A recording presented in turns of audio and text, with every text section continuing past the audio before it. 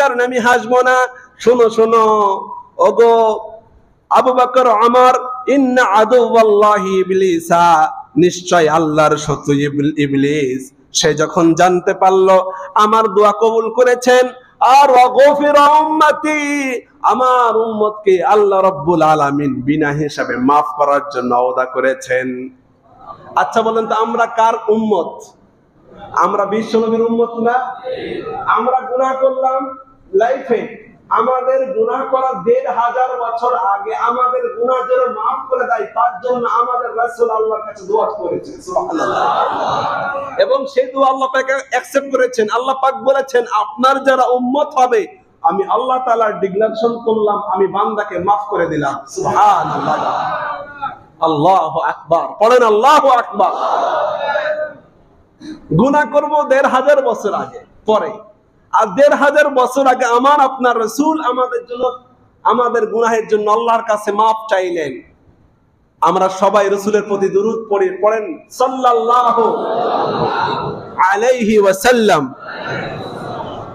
প্রিয় ভাইরা আমার, প্রিয় ভাইরা আমার, আমার রাসূল দোয়া করলেন এই দিনে। প্রিয় ভাইরা আমার, আপনাদের সামনে পেশ করতে চাই কুরবানি।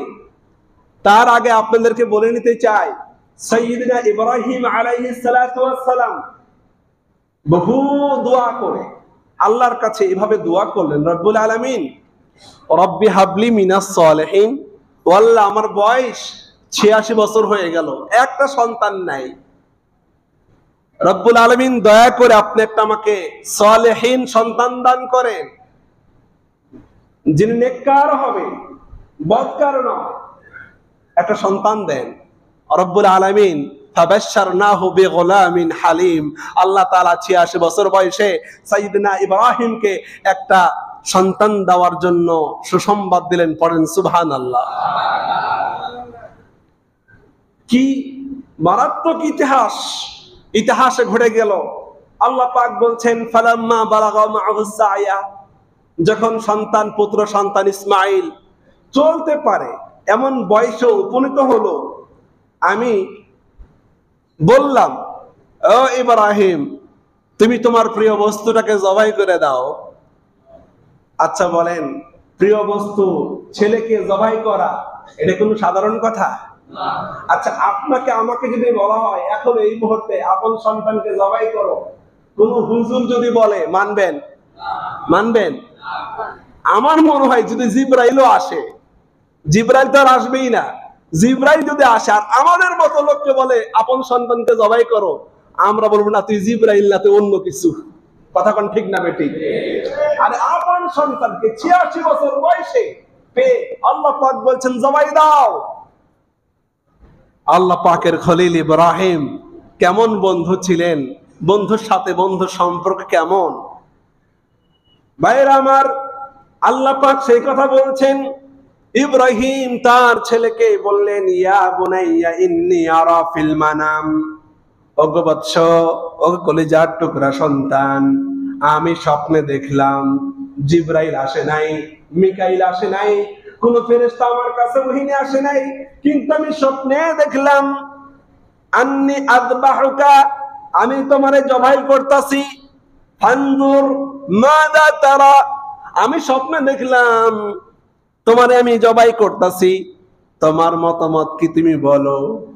আমরা হলে কি বলতাম? বাবা আপনি মিথ্যা স্বপ্ন দেখছেন, এটাই বলতাম। কিন্তু बाप का बेटा सिपाही का घोड़ा, कुछ ना हो तो थोड़ा थोड़ा, बाप যেমন ছেলেও তেমন। ছেলে দার্থহীন কণ্ঠে বলে উঠলো বাবা, বাবা ভয় পাবেন না, ইয়া বাতি, ও আমার কলিজার টুকরা বাবা, সম্মানিত পিতা আপনারে বলছি ইফআল, আমরের থেকে বাপকে আদেশ করছে, ইফআল মা তুমার, আপনাকে যেমন আদেশ করা হয়েছে স্বপ্ন যুগে আপনি তাড়াহুড়া জলদি করে করেন, দেরি করেন না, এখন এই মুহূর্তে আমারে জবাই করে দেন। সুবহানাল্লাহ। ইফআল, যারা উলামা হকামা আছেন, খোবাবা আছেন, তারা বুঝবেন এই শব্দের ট্রান্সলেট কি। ইফআল, এই মুহূর্তে আপনি আমারে জবাই করেন। পড়েন আল্লাহু আকবার। ও আমার পিতা আপনি ভাইবেন না আমি অহংকার করতেছি, আপনাকে আমি বারংবার বলতাছি, আপনি স্বপ্নে যা দেখেছেন আপনি অবশ্যই এই মুহূর্তে কার্যকর করে দেন। সাতাজিদুনি ইনশাআল্লাহু মিনাস সাবিরিন। অবশ্যই, বেশক, লা শাক্কা ফিহি, অবশ্যই আপনি আমাকে ধৈর্যশীলদের অন্তর্ভুক্ত হিসেবে আমরা পাবেন। আপনি যে জিনিসটা দেখছেন দ্রুত আপনি আমারে জবাই করে আপনার কাজকে আপনি বাস্তবায়িত করেন। পড়েন সুবহানাল্লাহ। আল্লাহ পাক বলছেন এভাবে, ফালাম্মা আসলামা, ভালো করে বুঝেন, আল্লাহর জন্য মুসলমান হতে হবে, আল্লাহর জন্য স্যাক্রিফাইস করতে হবে। আল্লাহ পাক বলছেন ফালাম্মা আসলামা, যখন বাপ বেটা উভয় জনই আসলামা মানে ইসলাম গ্রহণ করলো, মানে আল্লাহ পাক যে বিধান দিয়েছিল বিধানের সামনে মাথাকে নুয়ে দিল। আচ্ছা বলুন, ইসলাম মানে কি? শুধু লা ইলাহা পড়বেন, 5 ওয়াক্ত নামাজ পড়বেন আর রোজা রাখবেন, এটাই কি ইসলাম? শুধু এটাই কি ইসলাম? না, আল্লাহ পাকের যতগুলো বিধান আছে বিধানের সামনে আমাদের মাথাকে নত করে দিতে হবে, ঠিক কি না? ঠিক। ইসলাম। আল্লাহ পাক বলছেন ফালাম্মা আসলামা, যখন বাপ বেটা দুজনেই আত্মসমর্পণ করলো, ওয়াতাল্লাহু লিল জাবিন ওয়া নাদাইনাহু আইয়া ইব্রাহিম, যখন জবাই করার জন্য ইব্রাহিম প্রিপারেশন নিল, ছুরিকে ধার দিল, আরশে আজিম থেকে রব্বি কারীম ডাক দিয়ে বলছে আইয়া ইব্রাহিম, ওরে ইব্রাহিম, কদ সাদ্দাকতার রুয়া, আমি স্বপ্নে দেখাইছিলাম তুমি জবাই করতেছো, আপন ছেলেকে জবাই করবে, তুমি তোমার স্বপ্নকে বাস্তবায়িত করেছো, জবাই করার দরকার নাই, মনে রেখে দিও আমি আল্লাহ রাব্বুল আলামিন ইন্না কাযালিকা নাজিল মুহসিনিন। ছেলেকে জবাই করার উদ্দেশ্য না, তোমার মনের মধ্যে যে একটা পশুত্ব আছে, আমার ভালোবাসার চাইতে ছেলের ভালোবাসা বেশি হয়ে গেলে কিনা, এই জিনিসটা আমি টেস্ট করার জন্য, পরীক্ষা করার জন্য আমি জবাইয়ের আদেশ করেছিলাম। পড়েন সুবহানাল্লাহ। আপনারা বলুন, সবাইকে আল্লাহর জন্য জবাই হতে প্রস্তুত আছেন? আমি আওয়াজ করে শুনতে চাই, আল্লাহর জন্য জবাই হতে প্রস্তুত আছে মুসলমান? এবার কিছু গুরুত্বপূর্ণ কথা বলবো, কেউ রাগ করবেন না। রাগ করবেন? রাগ করবেন? কোরআনটা খুলে দেই, কোরআন থেকে দেখে দেখে কথাগুলো বলবো। অনেক মানুষ আছে, হুজুর কুরবানির গোশত আলহামদুলিল্লাহ বিশাল একটা গরু কিনছি, তো যারা আমরা কুরবানি করতে প্রস্তুত, তার আগে বলেন নেশাব পরিমাণ মানের মালিক হলে অবশ্যই কুরবানি করা প্রত্যেকটা মুমিন মুসলমানের উপর ওয়াজিব করেছেন একজন, তিনি কে? আল্লাহ।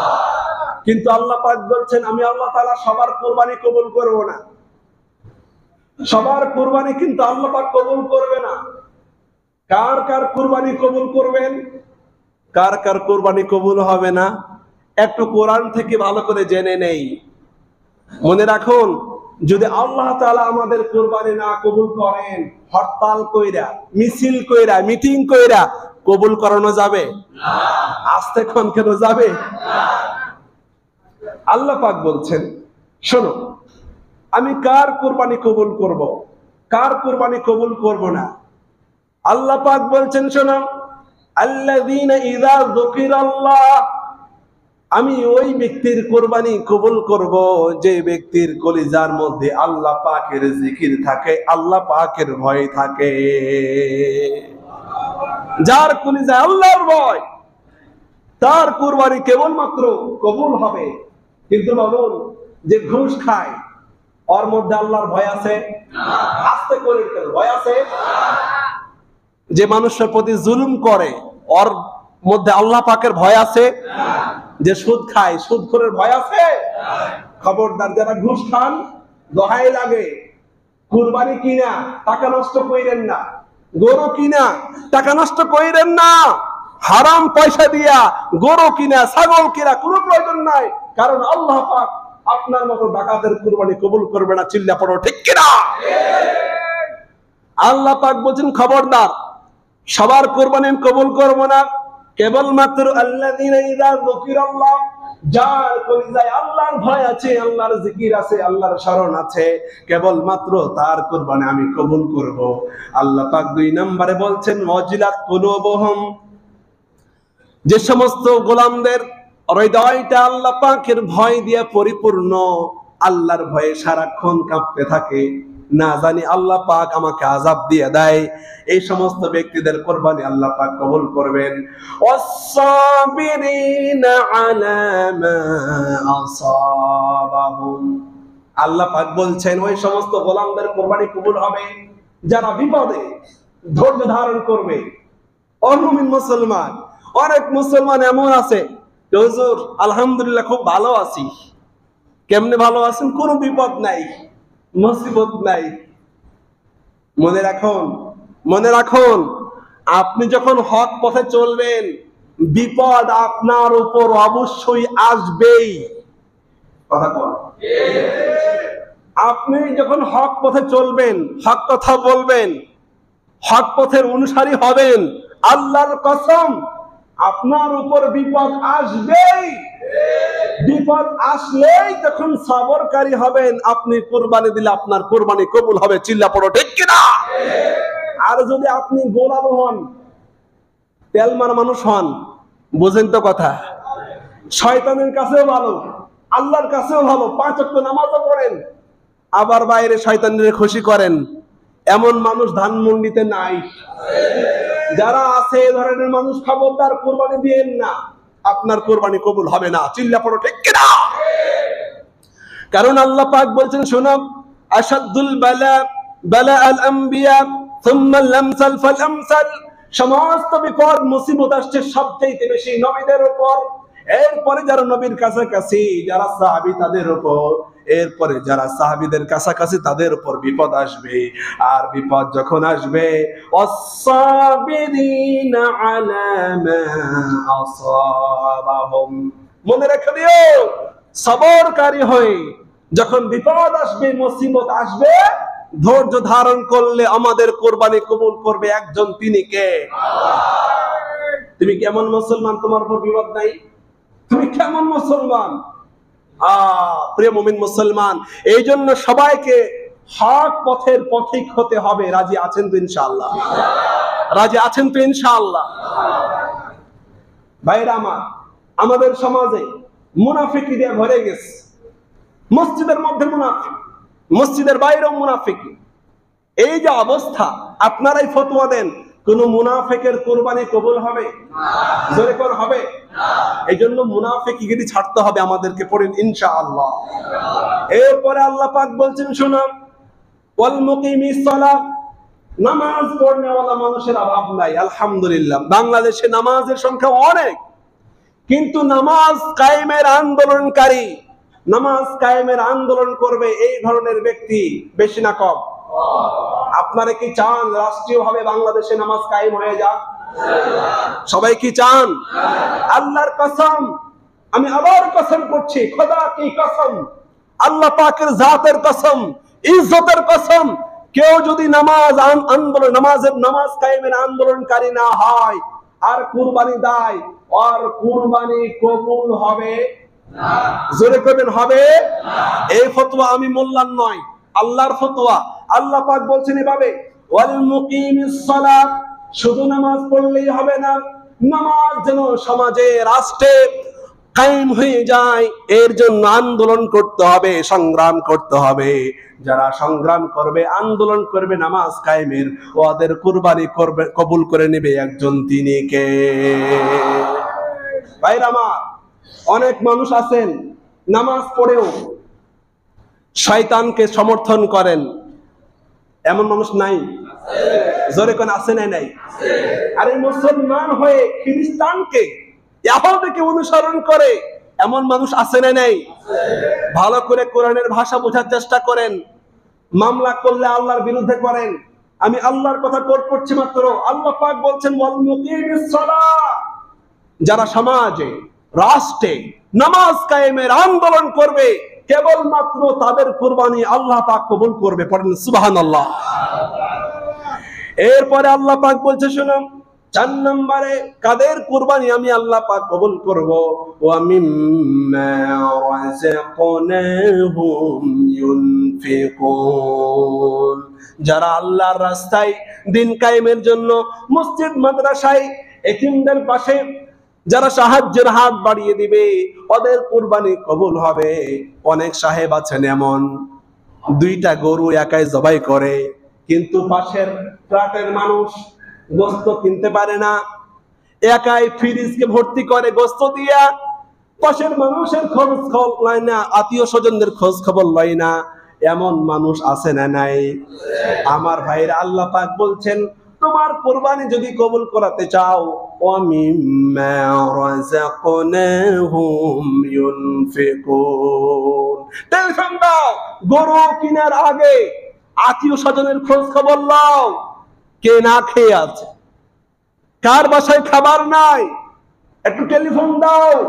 বিশাল অফিসার হয়েছো, ওসি হয়েছো, ডিসি হয়েছো, এমপি হয়েছো, মন্ত্রী হয়েছো, আল্লাহর কসম আল্লাহ পাকের দরবারে আপনার কুরবানি কবুল হওয়ার জন্য আত্মীয় স্বজনদের পাশে দাঁড়াতেই হবে, না দাঁড়ালে পরে আপনার কুরবানি আল্লাহ পাক কবুল করবে না এবং না এবং না। চিল্লাপড়ো ঠিক কিনা? অফিসার হয়েছে ভালো কথা, আত্মীয় স্বজনকে ফোন দাও, কার টাকা নাই টাকা ব্যবস্থা করে দাও। কর্মচারী চলতে পারে না বেচারা, অসুস্থ, চিকিৎসার টাকা নাই, তার পাশে দাঁড়াও।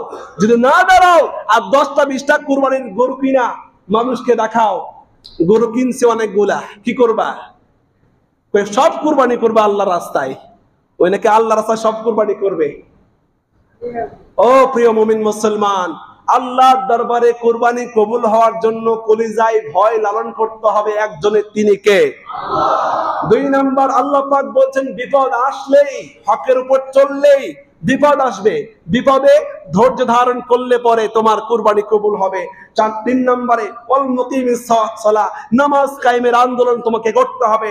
4 নম্বরে আত্মীয় স্বজন, পাড়া প্রতিবেশী যারা অনাহারে আছে সবার পাশে দাঁড়াতে হবে। এই 4টা কাজ করলেই আল্লাহ পাক আমাদের কুরবানি কবুল করবে। সাথে সাথে আল্লাহ পাক বলছে খবরদার, ইন্নামা ইয়াতাকাব্বালুল্লাহু মিনাল মুত্তাকিন, খবরদার গোলাম, হারাম টাকা দিয়া কুরবানির পশু কিনবি না। অনেক অফিসার আছেন, নাম নেব না আমি, ওরা বলে ঈদের মুহূর্ত অনেক খরচ আছে, দে টেবিলের নিচ দিয়া দে।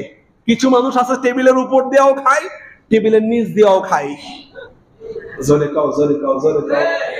আল্লাহর কসম তোরা কুরবানি দিস না ভাই। অফিসার, তুই অফিসের অফিসার থাক, আল্লাহ পাক তোমার কুরবানি কবুল করবেন না। আল্লাহ পাক বলছেন ইন্নামা ইয়াতাকাব্বালুল্লাহু মিনাল মুত্তাকিন, মনে রেখে দিও, পচা গন্ডা না পাওয়া টাকা দিয়ে আমি আল্লাহ পাক কুরবানি কবুল করব না। চিল্লা পড়ো ঠিক কিনা? যা কিছু বললাম আল্লাহর জন্য বলেছি। আল্লাহ পাক সকলকে এই কথাগুলো আমল করার তৌফিক নসিব করেন, পড়েন আমিন। এখন এই মুহূর্তে আপনাদের মসজিদের